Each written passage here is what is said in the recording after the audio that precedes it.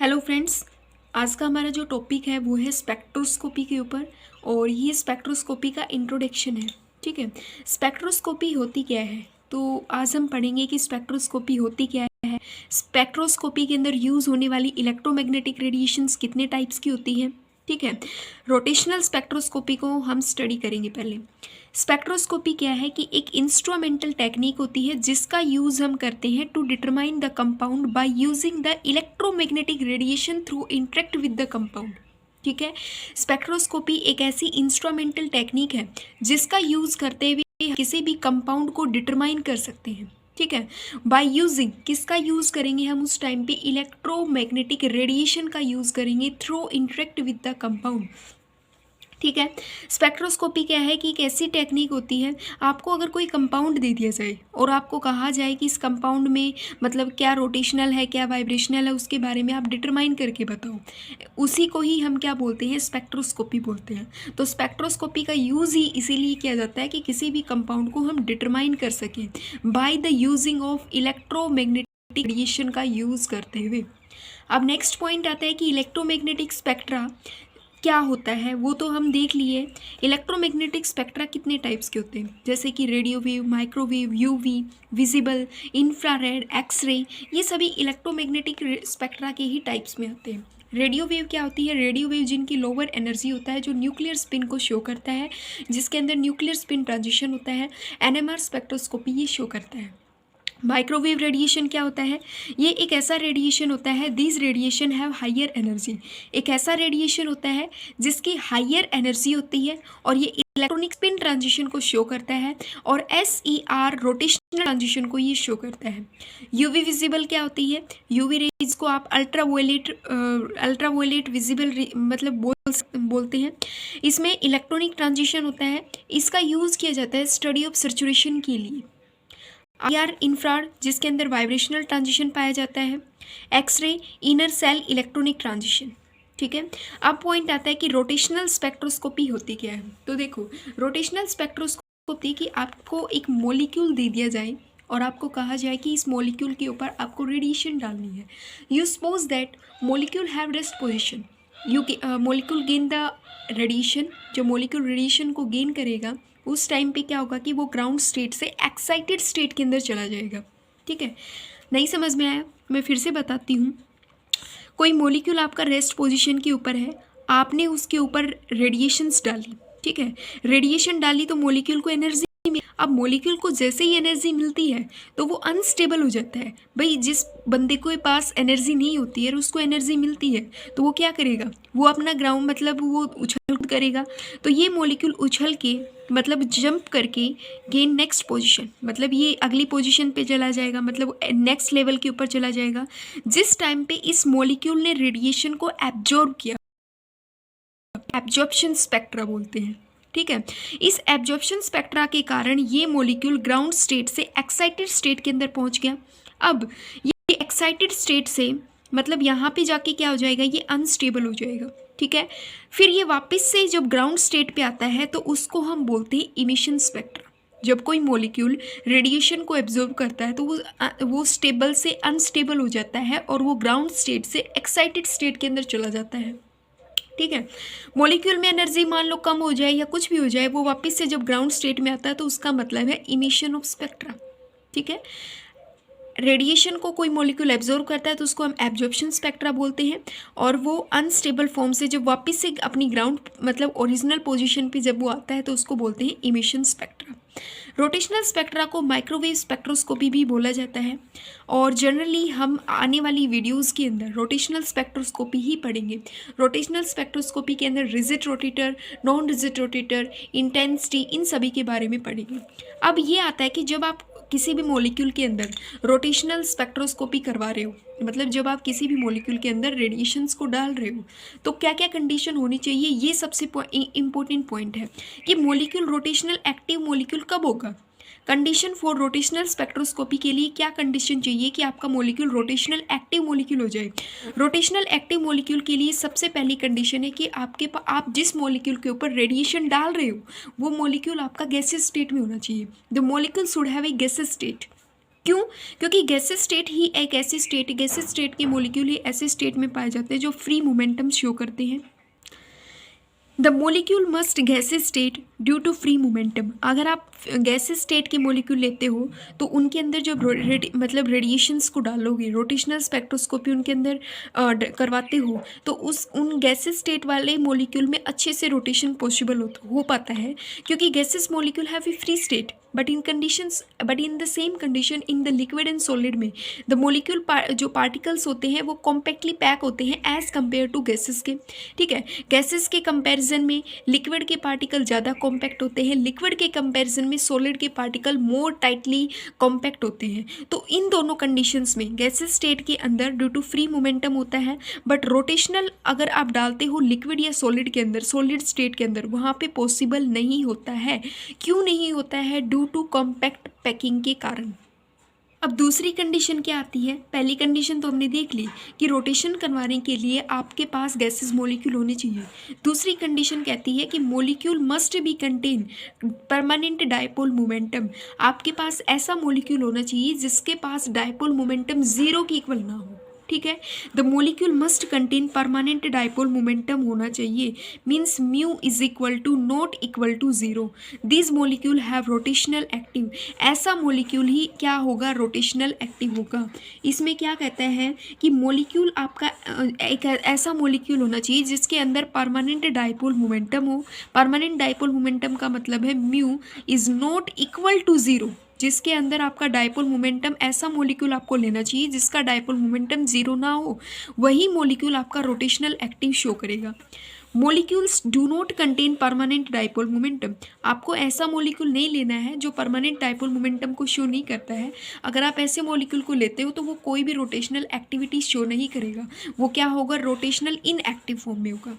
ठीक है, जैसे कि फॉर एग्जांपल आपने मॉलिक्यूल लिया होमो डायटोमिक न्यूक्लियर मॉलिक्यूल लिया, तो इस कंडीशन में आपको ये चेक करना है कि आपका जो मॉलिक्यूल है वो रोटेशनल एक्टिव है या इनएक्टिव है। अगर आपने मॉलिक्यूल लिया होमो डायटोमिक न्यूक्लियर कंडीशन में क्या होगा कि आपका मॉलिक्यूल रोटेशनल इनएक्टिव शो करेगा, क्योंकि होमो मोलर में क्या होता है कि आपके मॉलिक्यूल सेम हो जाते हैं। उस कंडीशन में dipole momentum is equal to zero, zero के इक्वल आ जाता है। जीरो के इक्वल आएगा तो वो मॉलिक्यूल कैसा होगा? रोटेशनल इनएक्टिव फॉर्म शो करेगा। ये सभी जो मॉलिक्यूल है जैसे कि क्लोरीन है, मीथेन है, कार्बन डाइऑक्साइड है, सल्फर डाइऑक्साइड है, ये सभी के सभी क्या होते हैं? माइक्रोवेव इनएक्टिव मॉलिक्यूल होते हैं। हेट्रोडायटोमिक न्यूक्लियर मॉलिक्यूल की बात करें तो इस कंडीशन में HCl है, NO है, CO है। ये क्या होंगे कि इनका कुछ ना कुछ डायपोल मोमेंटम होगा। कुछ ना कुछ डायपोल मोमेंटम अगर इनमें होगा तो ये मॉलिक्यूल्स क्या होंगे? माइक्रोवेव एक्टिव मॉलिक्यूल पाए जाएंगे। ठीक है, अब दूसरे पॉइंट आता है कि classifications of molecule on basis of rotation. अब आपको मॉलिक्यूल की क्लासिफिकेशंस करनी है रोटेशन के बिहाफ पे। ड्यू टू रोटेशन, आप जब रोटेशन रोटेशन करवाओगे तो मतलब जब आप उसके अंदर रोटेशन करवाओगे तो कुछ ना कुछ momentum of inertia in molecule, मतलब कुछ ना कुछ मॉलिक्यूल के अंदर मोमेंटम ऑफ इनर्शिया प्रोड्यूस होगा। ठीक है, ड्यूरिंग रोटेशन के टाइम मॉलिक्यूल के अंदर मोमेंटम ऑफ इनर्शिया होता है मॉलिक्यूल के अंदर, मतलब कुछ ना कुछ क्रिएट होता है momentum of inertia in molecule के अंदर। मोमेंटम ऑफ इनर्शिया डिपेंड करता है रोटेशनल एक्सिस के ऊपर। IA आपका क्या होता है? मोमेंटम ऑफ इनर्शिया है, डिपेंड करता है रोटेशनल एक्सिस के ऊपर। नहीं आया ये समझ में कि क्या कहता है, तो मैं फिर से बताती हूँ। आप कोई भी मॉलिक्यूल लेते हो, यू सपोज दैट आपके पास कोई लीनियर मॉलिक्यूल है। ठीक है, लीनियर मॉलिक्यूल के अंदर आप ऐसे भी मतलब एक प्लेन पास करोगे तो ये आपका हॉरिजॉन्टल हो गया, एक परपेंडिकुलर भी पास आउट करोगे, ठीक है, जो कि परपेंडिकुलर हो गया, एक आप वर्टिक्स से पास आउट करोगे, तो टोटल आपने कितने मतलब प्लेन इसमें पास कर दिए? 3 प्लेन पास कर दिए। तो सेम ऐसे ही ड्यू टू रोटेशन के कारण, रोटेशन जब आप करवाते हो तो किसी भी मॉलिक्यूल के अंदर क्रिएट होता है momentum of inertia in molecule. Momentum of inertia किसके ऊपर डिपेंड करता है? जो आपका मोमेंटम ऑफ इनर्शिया होता है जस्ट भी depend on the rotational axis के ऊपर डिपेंड करता है। ठीक है, रोटेशनल एक्सिस क्या कहती है आपकी? IA कहती है। IA आपके पास क्या होता है? मोमेंटम ऑफ इनर्शिया है जो डिपेंड करता है रोटेशनल एक्सिस के ऊपर। ठीक है। अब नेक्स्ट आपके पास आता है कि what is the linear molecule. Linear molecule में आप मोमेंटम ऑफ इनर्शिया किस प्रकार से निकालोगे। तो आप लीनियर मतलब जो आपका लीनियर मोलिक्यूल होता है उसके अंदर आप मोमेंटम ऑफ इनर्शिया कैसे निकालोगे, मैं बताती हूँ आपको। ये आपके पास you suppose that have linear molecule. इस लीनियर मोलिक्यूल ने आपने इसमें एक ऐसे प्लेन पास आउट किया, एक आपने ऐसे परपेंडिकुलर पास आउट किया, एक आपने हॉरिजॉन्टल पास आउट किया। You suppose that horizontal plane have I A, this B the I B, और आपने ये जो पास आउट किया इसको आपने बोला आई सी। ठीक है, तो आई ए का मोमेंटम ऑफ इनर्शिया क्या होगा, क्या होता है, ज़ीरो। ठीक है, मतलब आई ए का मोमेंटम ऑफ इनर्शिया ज़ीरो होगा, और आई बी और आई सी एक दूसरे के क्या होंगे, इक्वल पाए जाएंगे। ठीक है, इसमें कहता है लीनियर मोलिकुलर का मतलब है कि the molecular axis respect at the C, तो momentum of inertia I A का किसके इक्वल आएगा, ज़ीरो के, और आई बी और आई सी एक दूसरे के क्या होते हैं, इक्वल होते हैं। इसमें जब आप एग्जाम्पल लोगे तो आपके पास C2 मोलिक्यूल है जिसके अंदर सिमेट्री पाई जाती है।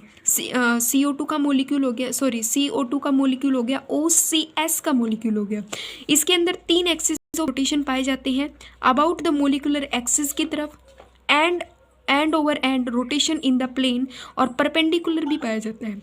मतलब लीनियर मोलिक्यूल के अंदर आपको 3 एक्सिस ऑफ रोटेशन मिलेगा। एक तो ऐसे मिलेगा, you suppose that have this have a linear molecule है। एक आप इसके अंदर ऐसे मतलब हॉरिजॉन्टल प्लेन पास आउट करोगे, एज ए एक परपेंडिकुलर एक वर्टिकल। ऐसे हम मतलब पहला एग्जाम्पल हमने किसका लिया है, लीनियर मोलिक्यूल का। Second example of the spherical top molecule. Spherical top molecule में क्या होता है कि आपने एक ऐसा मोलिक्यूल ले लिया, you suppose that have a एक मोलिक्यूल ले लिया जिसके अंदर एक्स एक्सिस भी है, जिसके अंदर वाई एक्सिस भी है, और जिसके अंदर क्या है, जेड एक्सिस भी है। आपने एक को ले लिया आई ए, इस वाले को आप क्या लोगे, आई बी लोगे, इस वाले को क्या लोगे, आई सी लोगे। ठीक है, स्फेरिक टॉप मोलिक्यूल में क्या होता है कि the momentum of inertia I A is equal to I B is equal to I C. Octahedral geometry पाई जाती है, मतलब जो आपके स्फेरिकल टॉप मोलिक्यूल में ऑक्टाहेड्रल ज्योमेट्री वाले मोलिक्यूल्स आते हैं जिसके अंदर momentum of inertia I A मतलब तीनों मतलब जो आपके इनर्शिया है ए बी सी तीनों इक्वल्स होते हैं। ऑक्टाहेड्रल ज्योमेट्री शो करता है एक स्फेरिकल टॉप मोलिक्यूल को, जैसे कुछ इस प्रकार से। स्फेरिकल टॉप मोलिक्यूल में क्या होता है कि जो आपका मोमेंटम ऑफ इनर्शिया होता है I A is equal to I B is equal to I C, तीनों के तीनों मोमेंटम ऑफ इनर्शिया क्या होते हैं, एक दूसरे के इक्वल होते हैं, और मोस्टली ये क्यूबिक स्ट्रक्चर के अंदर पाया जाता है। नेक्स्ट हम एग्जाम्पल लेते हैं symmetrical top molecule. Symmetrical top molecule में क्या होता है कि जो मोमेंटम ऑफ इनर्शिया है, मतलब दो का मोमेंटम ऑफ इनर्शिया या तो ग्रेटर देन हो जाए या फिर एक के लेस देन हो जाए।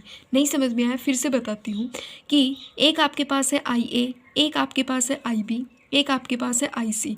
तो आई ए का आपने पता है कि लीनियर मोलिक्यूल के केस में क्या होता है कि आपका आई ए मोमेंटम ऑफ इनर्शिया ज़ीरो होता है। ठीक है, तो इन स्फेरिकल टॉप मोलिक्यूल में क्या हो कि आपका आई ए मोमेंटम ऑफ इनर्शिया या तो आई बी और आई सी से क्या हो जाए, ये दोनों तो इस कंडीशन में इक्वल ही रहेंगे, बट सिमेट्रिकल टॉप मोलिक्यूल में क्या हो, दो कंडीशंस बनेंगी। आपका आई ए जो मोमेंटम ऑफ इनर्शिया है या तो इन दोनों से ग्रेटर देन हो या फिर इन दोनों से क्या हो, स्मॉलर देन हो। क्या हो, इन दोनों से स्मॉलर देन हो। अगर आपका आई ए का momentum of inertia greater than है आई बी आई सी के, तो उस कंडीशन में आपका ओब्लेट बनेगा। क्या बनेगा, आपका ओब्लेट बनेगा। ठीक है, ओब्लेट किसके अंदर बनता है, फॉर एग्जाम्पल बेंजीन के अंदर बनता है। ठीक है, बेंजीन के अंदर क्या होती है, ओब्लेट्स पाई जाती है। मोमेंटम ऑफ इनर्शिया मीन्स आपका आई ए स्मॉलर देन हो जाए आई B is equal to I सी के, उस कंडीशंस के अंदर आपके पास जो स्फेरिकल टॉप मोलिक्यूल होगा वो प्रोलेट होगा। आपका क्या होगा, spherical top molecule that's we have a prolate structure का होगा। फॉर एग्जांपल जैसे कि मिथाइल क्लोराइड हो गया। ठीक है, मिथाइल क्लोराइड हो गया, CHCl3 का मोलिक्यूल्स हो गया। इनके अंदर क्या होती है, प्रोलेट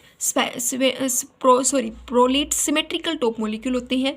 बेंजीन आपका ऑब्लेट सिमेट्रिकल टॉप मॉलिक्यूल होता है। क्यों होता है? क्योंकि इसका जो मोमेंटम ऑफ इनर्शिया है आई ए वो ग्रेटर देन पाया जाता है आई बी के और आई सी के। Asymmetrical top molecule, sorry asymmetrical molecule जिसके अंदर सिमेट्री ही ना पाई जाए, मीन्स बिल्कुल ईजी सा है, जिसके अंदर आपका आई ए, आई बी, आई सी तीनों किसी के भी इक्वल ना हो, मतलब 3 are both are not equal to each other, कि तीनों एक दूसरे के इक्वल ही ना हो, उसे हम क्या बोलते हैं? एसिमेट्रिकल मॉलिक्यूल बोलते हैं, जिसका मोमेंटम ऑफ इनर्शिया एक दूसरे के इक्वल नहीं पाया जाता है। आपको एग्जाम्पल याद रखने होंगे SF2 और CH2Cl2 मॉलिक्यूल, ठीक है। ऐसे मॉलिक्यूल्स होता है जिसके अंदर कोई भी मोमेंटम ऑफ इनर्शिया किसी के भी इक्वल नहीं होता है।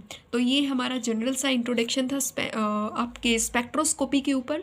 इसके बाद वीडियो डालेंगे, वो होगा आपका जो नेक्स्ट लेक्चर होगा आपका, वो रिजिड रोटेटर के ऊपर होगा। तो अगर आपने मेरे चैनल को सब्सक्राइब नहीं किया है तो please like, share and subscribe. Thank you very much.